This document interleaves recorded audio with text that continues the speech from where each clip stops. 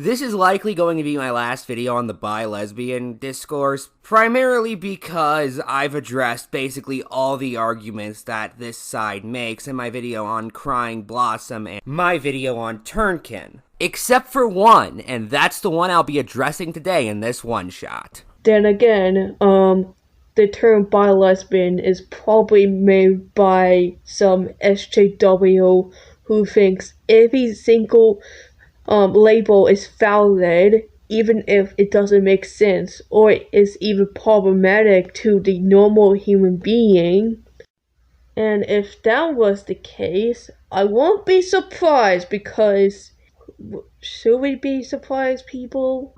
I'm not gonna be surprised. Whoa, I'm surprised! Now, believe it or not, my issue with that claim isn't the whole "it was created by SJWs" thing, although, side note, can we leave this shit back in, 2016, please? Nor the fact that Herb Kitty decided to talk about normal people despite earlier in the video saying he was dating somebody who was queer, in an attempt to shield himself of criticism from his position. Before you say anything about how I am an incel, that I cannot speak on this subject, well, first of all, I am dating a queer woman. In spite of the fact that queer as a term quite literally means strange, abnormal, or odd, and is specifically used by LGBT people to describe how they feel different from mainstream hetero and cis-normative society, those are issues, but those aren't the main issue.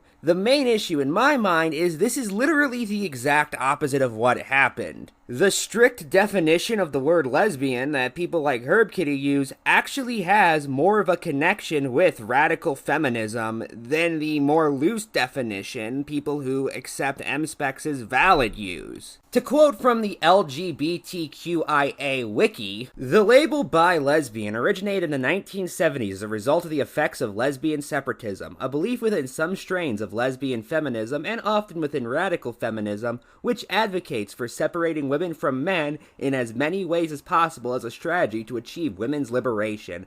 Subsequently, this led to lesbian separatists rejecting and often discriminating against women who refused to withdraw from their involvement with men, particularly bisexual women. Lesbian separatists accused bisexual women of sleeping with the enemy and forcefully removed them from lesbian spaces and from claiming the lesbian identity for themselves by redefining it as a homosexual female woman or a woman who does not sleep with men / is not attracted to men.